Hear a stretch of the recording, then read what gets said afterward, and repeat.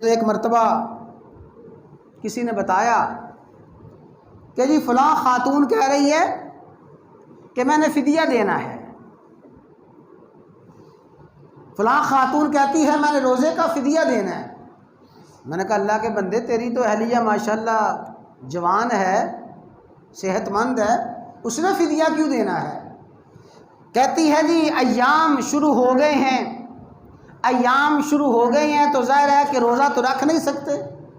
خواتین ایام میں روزہ رکھ نہیں سکتی، نماز پڑھ نہیں سکتی، تو ایام میں روزہ نہ رکھنے کی وجہ سے وہ فدیہ دینا چاہتی ہیں۔ میں نے کہا اللہ کے بندے، کسی عالم سے، صاحب علم سے مسئلہ پوچھو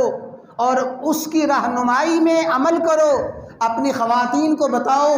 سن لو خواتین کو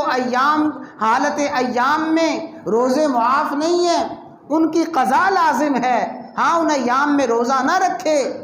لیکن سنیں روزہ نہ رکھنے کا مطلب یہ بھی نہیں ہے کہ پھر ماہ رمضان کے احترام اور بے ادبی میں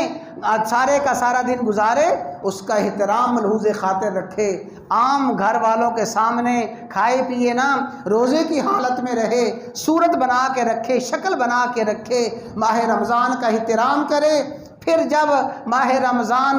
گزر گیا ہے اور پھر ماہ رمضان کے بعد جب پاک ہوئی ہے تو پھر یہ جو دن گزرے ہیں ان کی قضا کرے گی۔ عورت چاہے وہ ایام کی حالت میں ہو، نفاس کی حالت میں ہو، روزے کا فدیہ نہیں دے سکتی بلکہ وہ روزے کی قضا کرے گی۔